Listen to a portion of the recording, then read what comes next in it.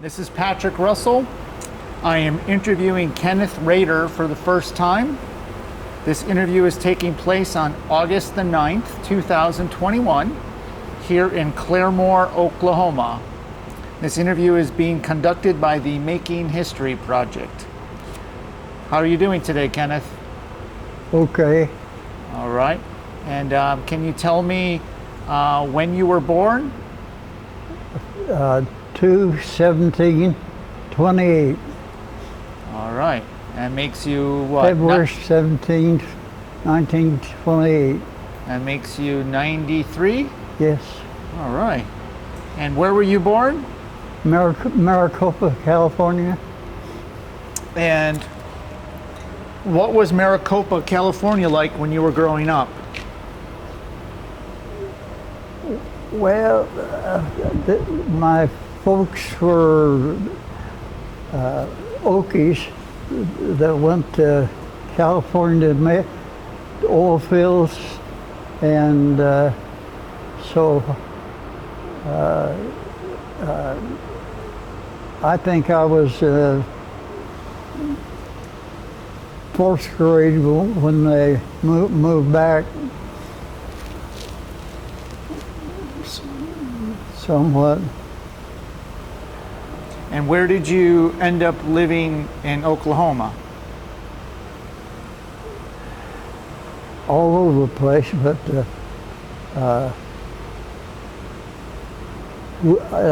I grew at that young age in Charleston, Oklahoma, and up until the 12th grade. I went to Russell, Kansas, and finished high school and enlisted there, and went through basic, and so they wanted my choice of where I was going to go, so I'm kind of a natural mechanic anyway, so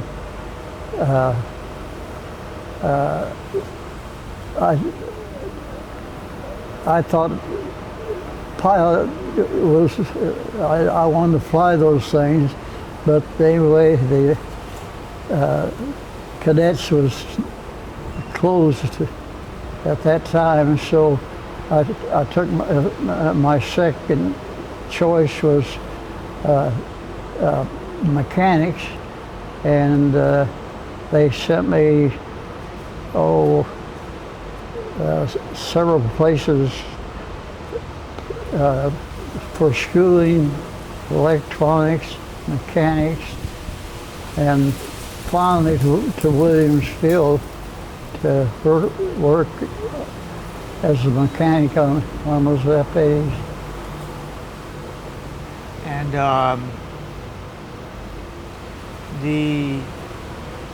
what did you like to do as a child, as a kid growing up? Well, I like to work on everything. I was always building, and I remember in Maricopa, it's out in the desert, and I remember digging caves with my brothers, but when we moved back to Oklahoma, Charleston, they moved out on the farm, so I was kind of a rural boy until that 12th year, and I went to Russell, Kansas, and enrolled myself there and finished my high school there. How big was your family growing up? There's six, 4 of us boys. I was the elder, and I have a sister. She's 97. She's a little older than I am. She's still alive and kicking, and but I, went through 2 years of med in Tulsa University, and then went from there to School of Optometry there in Memphis, and 4 years there where I got my doctorate degree there. And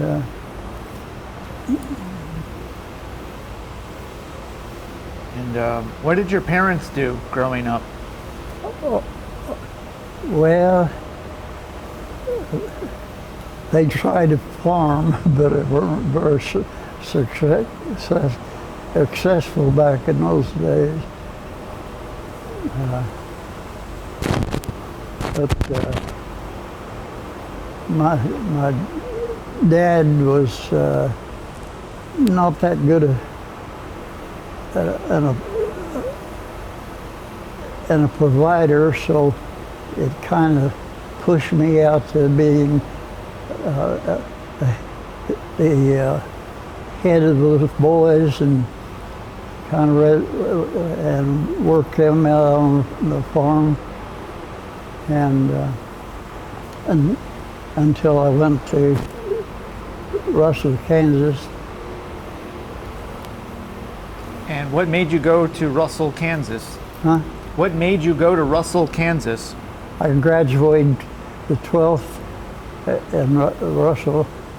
Why did you go there, though? I had, my dad had worked there at one time, but I went at age 15. I always looked a little bit old for my age, and I was working derricks in the oil field at that age, but I had to wait till I was old enough to enroll, and I just waited till I was old enough to enlist. All right, and so you enlisted in the military after high school? Yeah. And why did you enlist in the military? Get my GI Bill. That was the only way I knew that I could finish the schooling. I had always had as a goal to either become a medical doctor or whatever, and I finally settled on optometry, about the same thing. But anyway, went 4 years there in Memphis to School of Optometry there. So you enlisted in the Air Force. Yeah. And this was right after high school? Yeah. And then from the Air Force, you went to basic training? Let's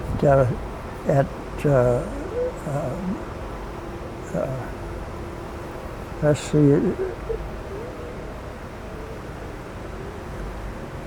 that would be in Texas.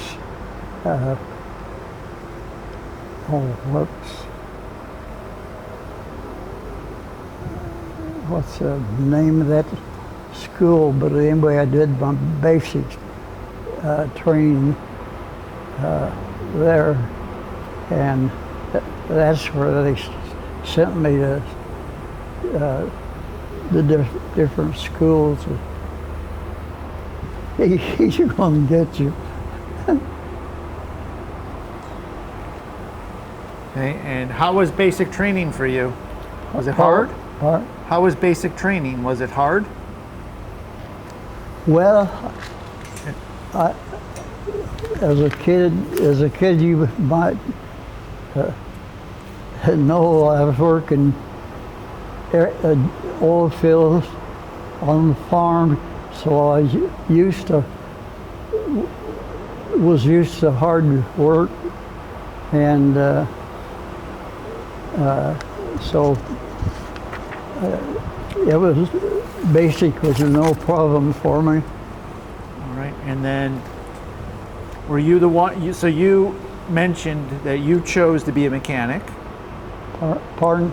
You chose to be a mechanic then. Yeah.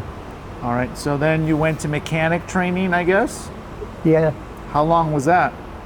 Well, I went to Chanute and oh,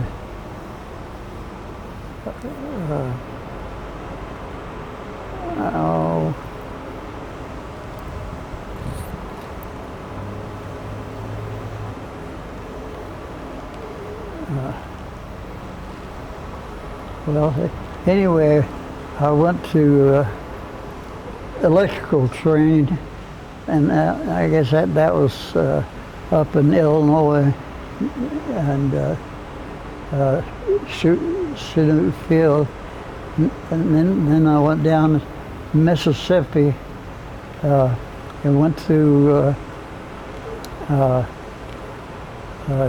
mechanical electrical stuff there. In fact, I have an A&E license because of the train that I've been trained on all that stuff, but the jets were new, and so wanted there, so that's where they put me in. I didn't mind it. Kind of fun work. And is there a specific type of work that you did on the jets? Oh, well, overhaul. Whenever when they first started out, well, I think they had a 10-hour inspection. Then they went up to 20 hours, and then on up, and I don't know, but anyway, they would come in to be inspected and serviced and overhauled, whatever, you know, the engine. But if there's any other work on the plane while we did it, but I had a crew in the hangar that they would bring the airplane in. I had several stalls, and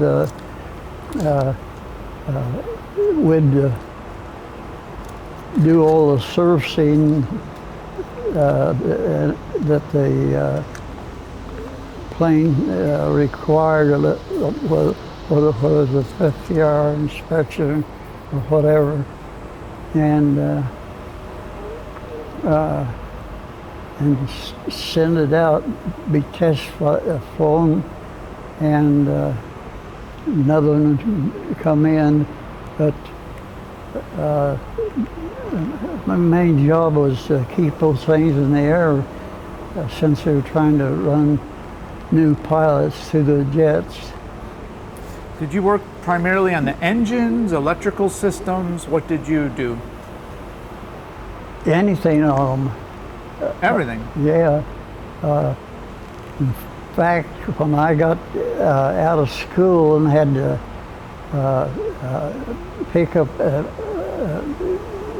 go to set up my practice And right at Christmas time, I went to work on the midnight shift as a mechanic at Douglas Aircraft as a mechanic, as an electrician. And but I'm qualified in all of that stuff, you know. Now, was this the F-8? Huh? What plane was it? F-80. F-A or F-8? Like 8 or A? No, 8. 8. The Yeah. F-8. Yeah. All right, and this is one of the first generation Yeah. jet planes? Well, yeah, when I first went in, we were in the Army Air Force, so it was called the Army Air Force, and they were all P-51s, F-8, and then they all this fighter planes, so they changed that P to F fighter plane, so the F-80 served in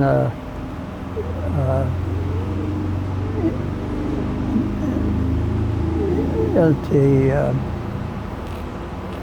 first of the yeah.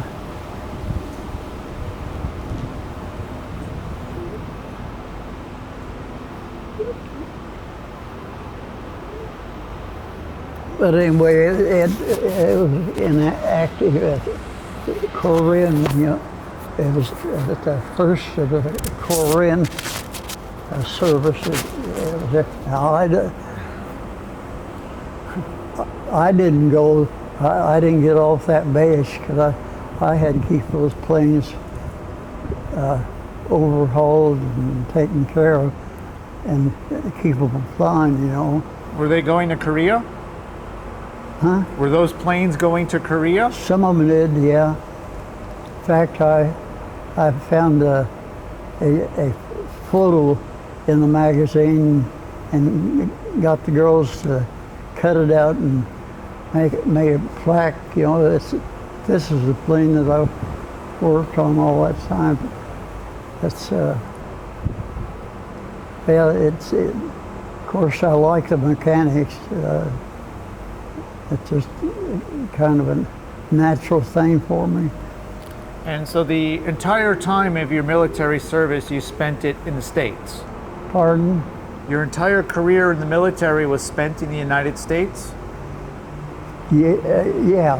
Oh, yeah. I couldn't get off Williams. That's where the base was, and that's where the planes came in for service. And what was your highest rank? Your highest rank in the military? No, I didn't have a pilot rank. No. What was your rank? Staff sergeant. And you were in charge of a mechanic crew? Oh yeah, yeah.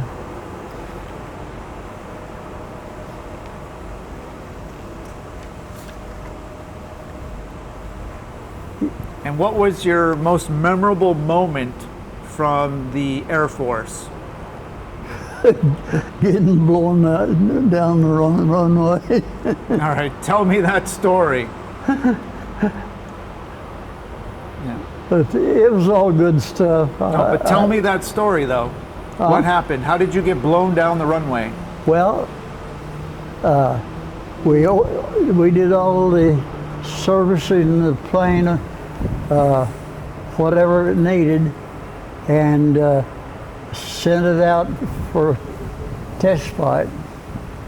And so someone had to take it out and run it up, and so it was taken out to the edge of the runway on the ramp, and had a lot of thrust, but it had to get up to high RPM before you could hit the on switch. But so I think it was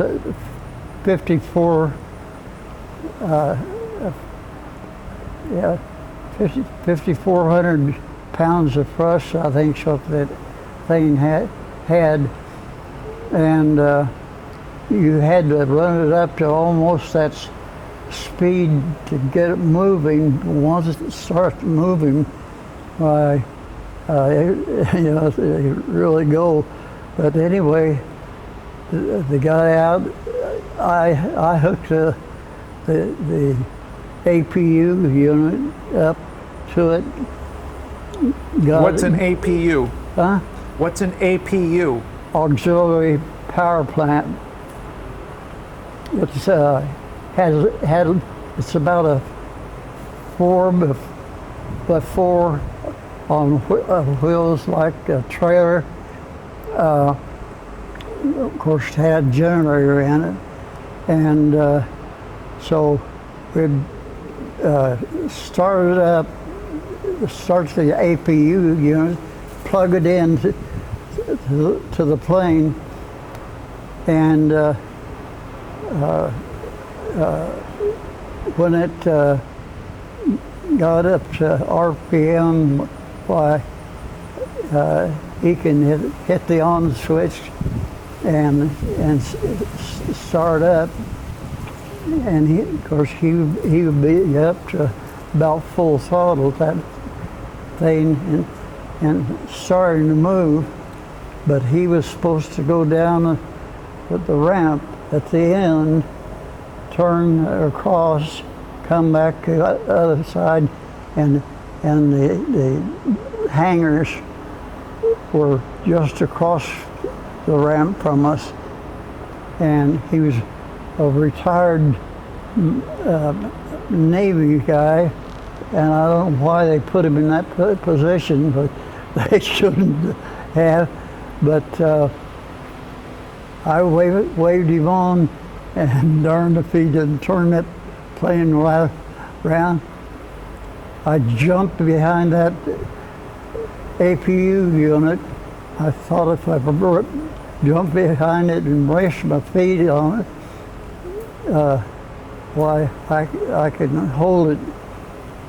Had my big old toolbox and chalk, wheel chalk on top of it, and but the blast picked the APU unit up and blew me from underneath. Just took me out down, and I say, oh, I still remember that, but it's I should have turned it in, but that, like I say, we were young back then, pretty tough, you know, so I was just mad, and all my hair, static electricity from that exhaust. But they, back in those early days, no earplugs, so you're up in one of those nacelles, one of those things screaming, like adjusting the RPM, and no earplugs, and you had all the tools up over your head, and turn the screw to raise the RPM, and when I hit the RPM, why, someone would tap me. I'd put the safety cap on, the safety back, and they'd pull me back out of that cell, and so anyway, supposedly we're through it with it at that point, you know, but he just was not familiar with the job or the airplane, you know, and but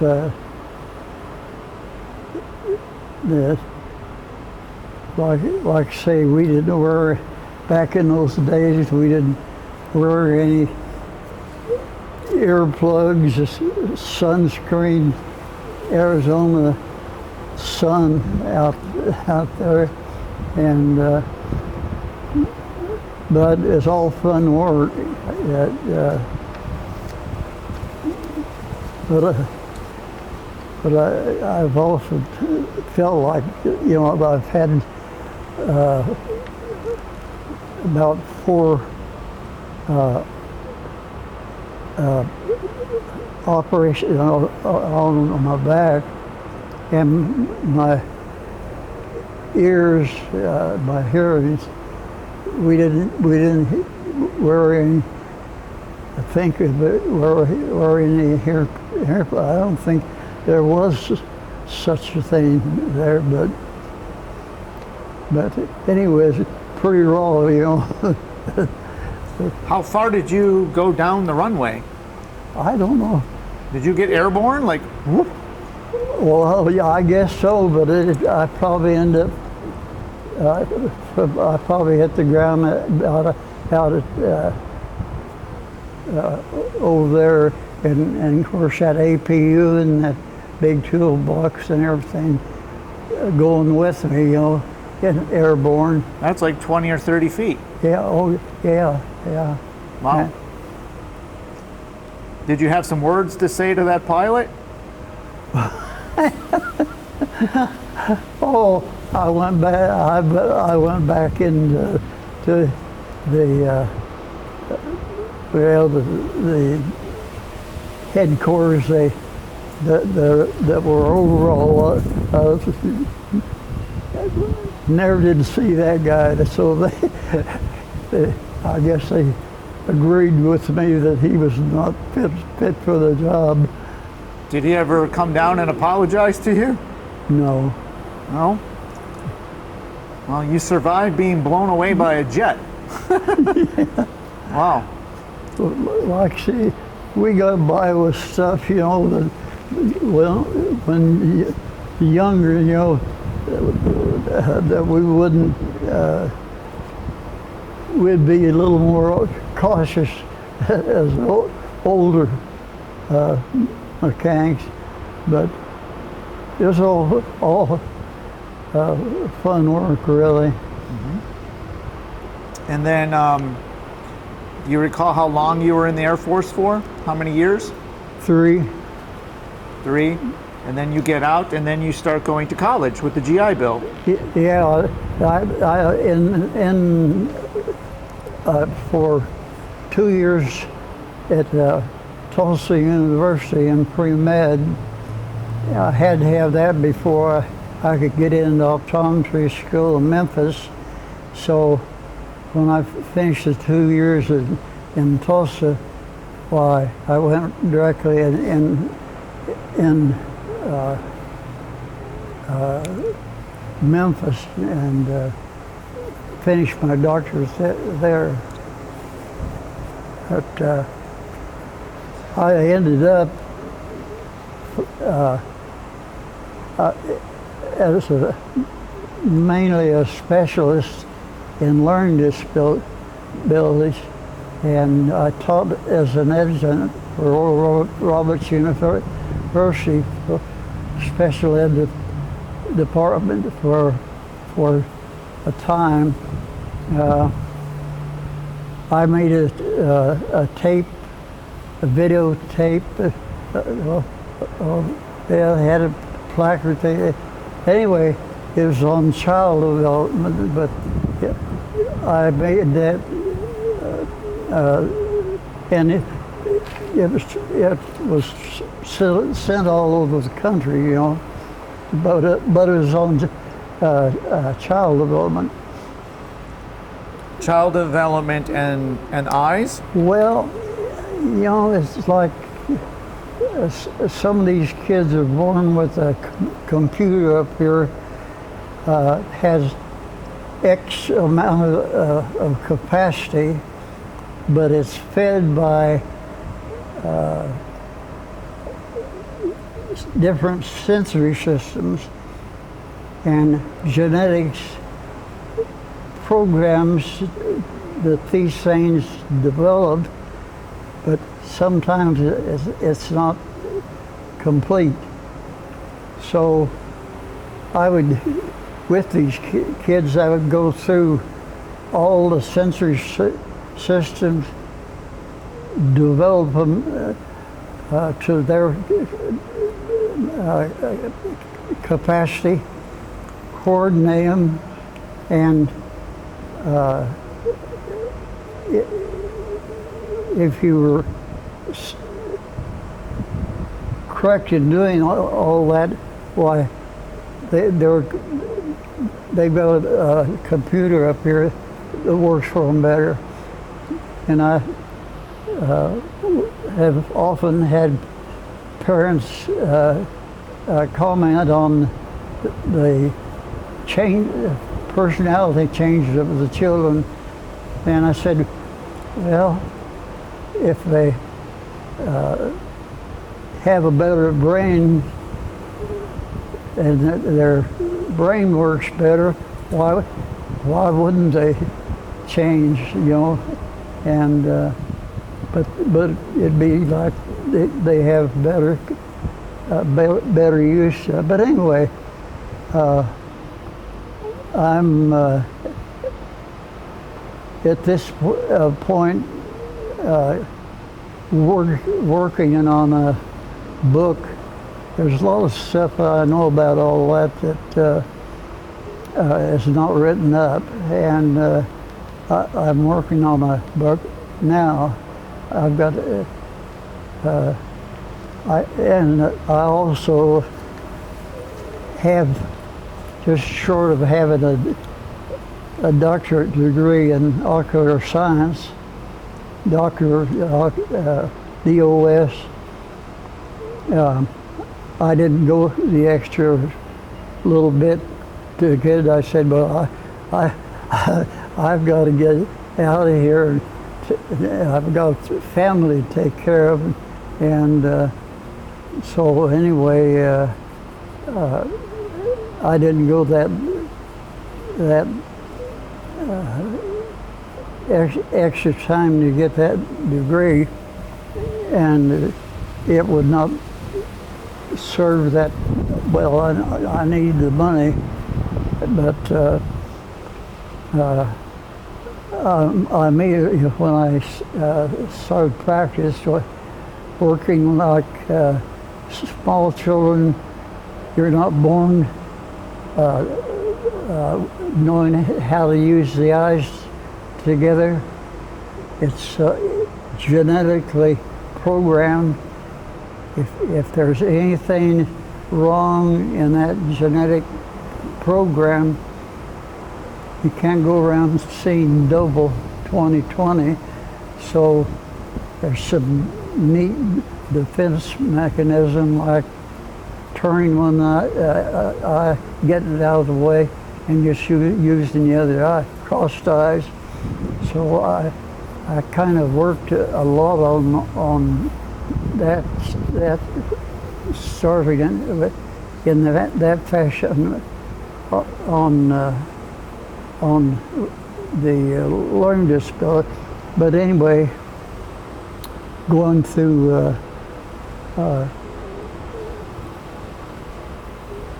coordinating, you know, that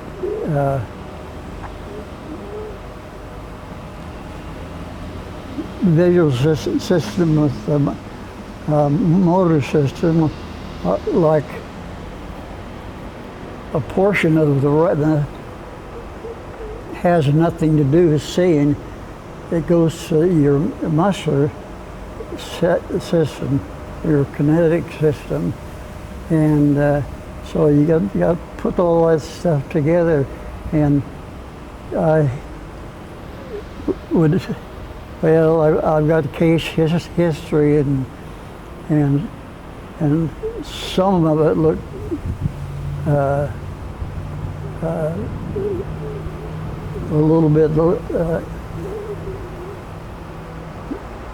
hard to believe, and kind of some of it have to. You get into the psychological part of it, because if you have a child that is pounded on at school, can't learn, goes home, pounded on there, guess what kind of a self-image that they have. So I had this one kid. Well, stop me if I'm doing too many of these, but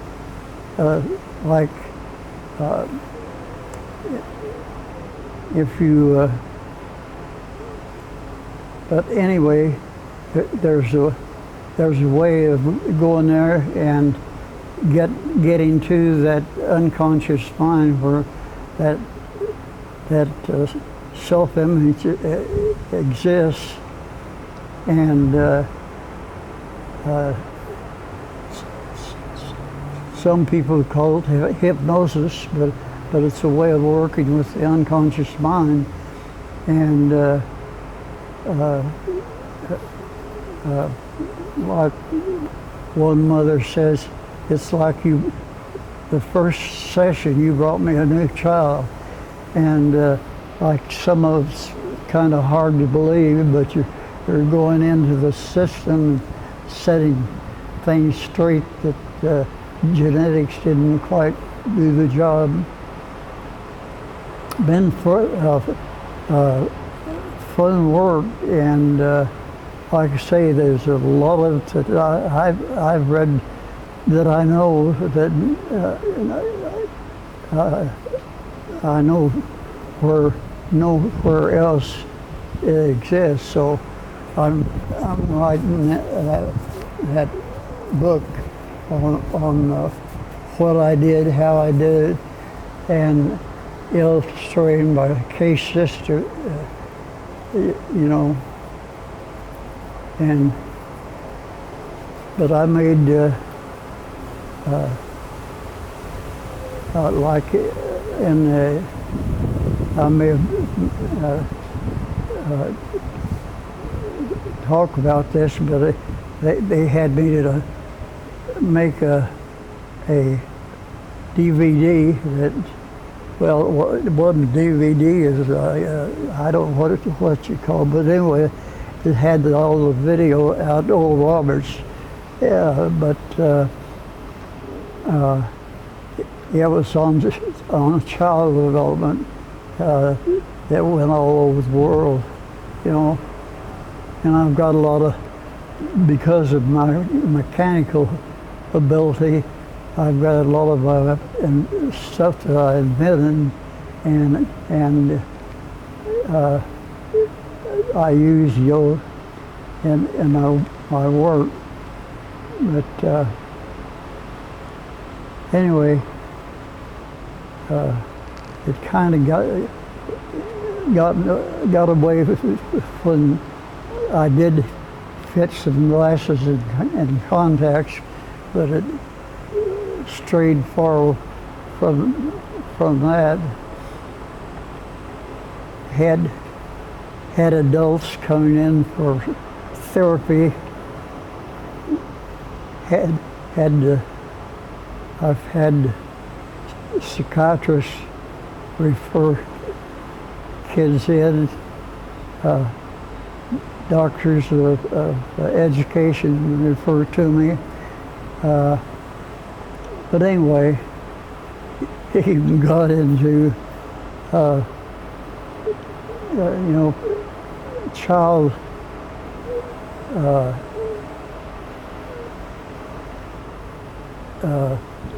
well,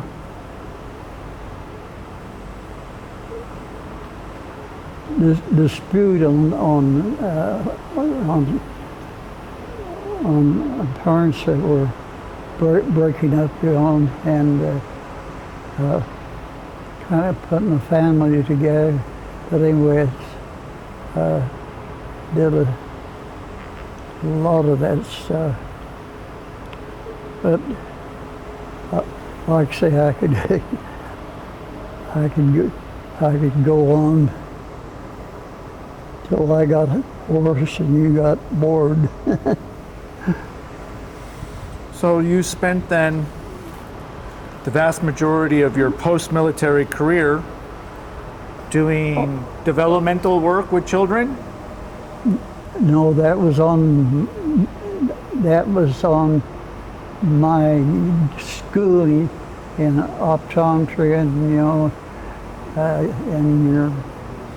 So what did you end up doing? What positions did you hold? Huh? What employment positions did you hold after the military? Where did you work? Oh, I was an aircraft mechanic. No, after. Yeah, I went into the service to get the GI Bill to go to school.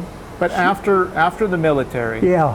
what did you do? What was your primary occupation then? You went to school, you got out, was it as an optometrist or were you doing research? Well, I went into practice to support my family, and it just kind of one of the doctors of education came to me, and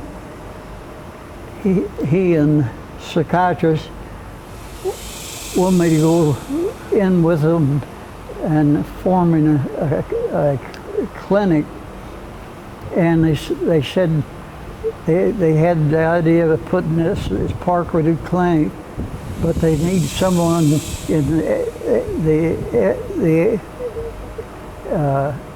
field of vision, and everywhere they had inquired, my name came up, and so finally I kind of gave up my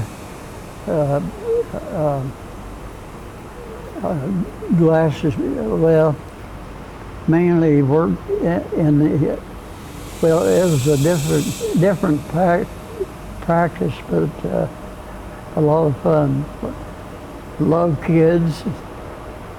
Well, well, I guess that's what I'm trying to get at.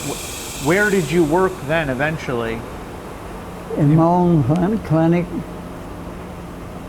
Your own clinic? My own clinic, yeah. Okay. I went in with them, Betsy and Joe, in forming Parkwood Clinic. I was the visual arm, but there was some conflict there, and eventually, and I branched off and formed my own clinic where I could do a little bit better job and get rid of some peripheral stuff that was going on, Did you focus mostly on children at that point? Yes, yeah. Okay. Oh, I've off another one of those stories, but a couple of little kids that most of them are there because they can't learn. And two of these women called me out of state and said they were, both of them had their master's degree, and said, we give you full credit. But I put those, what genetics has failed to put together fully, I step in and helped, And so those are two of your former patients. Yes, they were. Maybe they ended up getting Yeah. master's degrees. Oh, yeah. Well, I have a couple of osteopathic doctors that I work mainly with children, but adults too. But these two adults couldn't do their pre-med work, having problems. So when I got through with them, anyway, they were both got through school and are in practice, got their degrees, and are in practice. So, and the psychologist, he had a reading problem, and had a kind of a debate thing, and well, anyway, it was it's my area of specialty, and this book's going to have a lot of stuff that's not written anyplace else. And you did that type of work until you retired? Yes, my wife developed Alzheimer's, and I quit practice to take care of her, and so I've been retired quite a while, but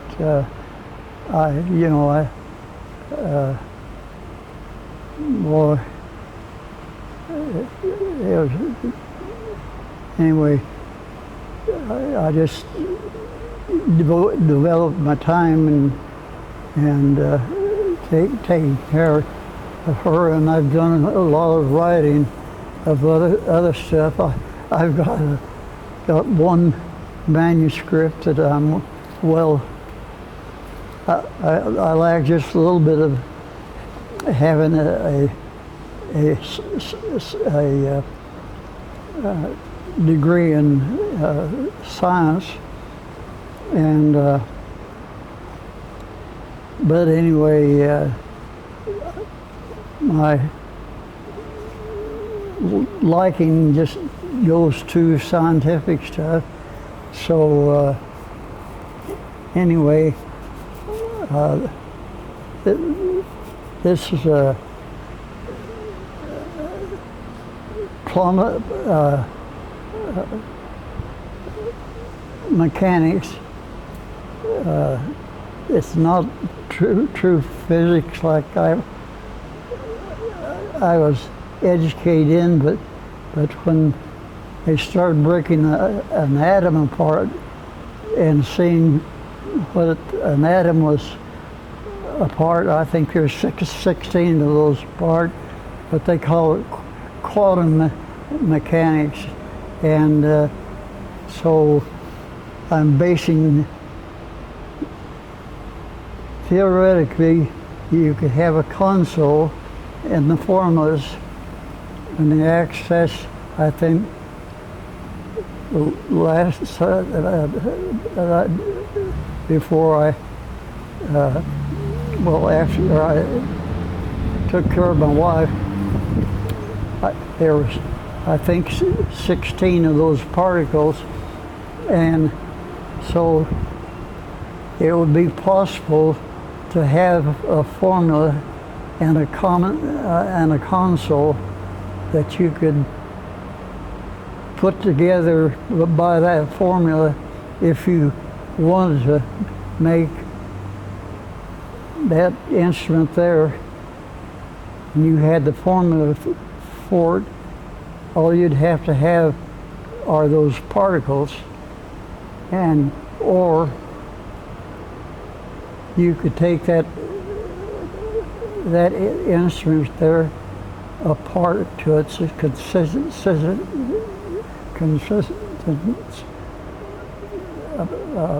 bunch of particle. There's, in other words, you could just create and destroy either one working with particles. So lends itself to a lot of imagination, and that's what this science book that I've got most of it done, but I don't know whether it's going to be good reading or not, but it kind of spooks some people to think. Well, that sounds interesting. Is there anything you would like to add that I did not ask you today? Oh, all those things that I can't think of. The dates. How about this? Is there anything you would like to tell future generations? Any type of words of wisdom or advice?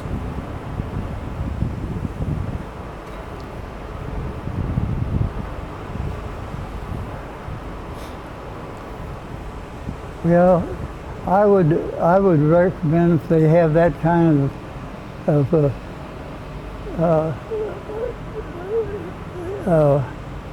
mental capacity. I've been called a genius at times, you know.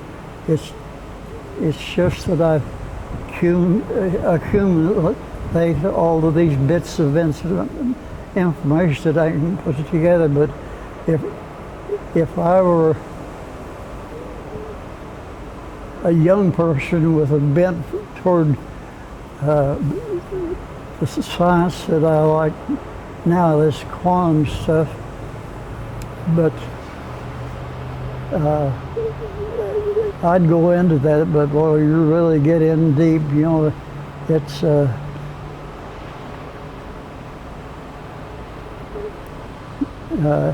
but anyway, that would be you're heavy in the field of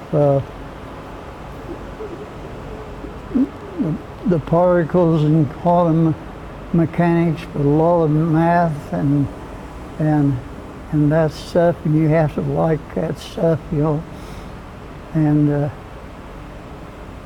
get up in the night thinking about it. Mm-hmm.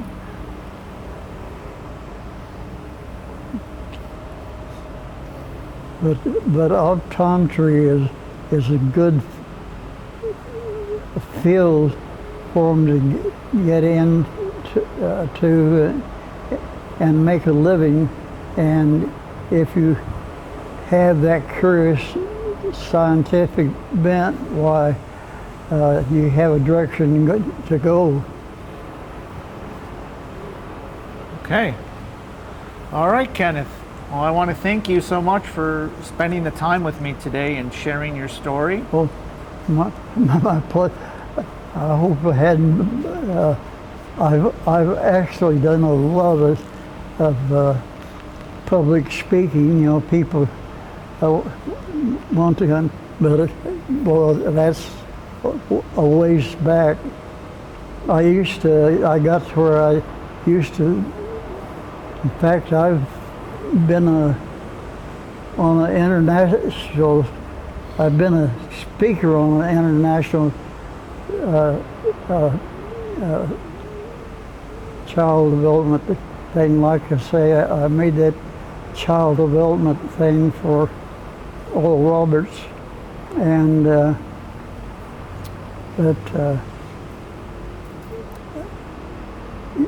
if you go into optometry, it's like child's play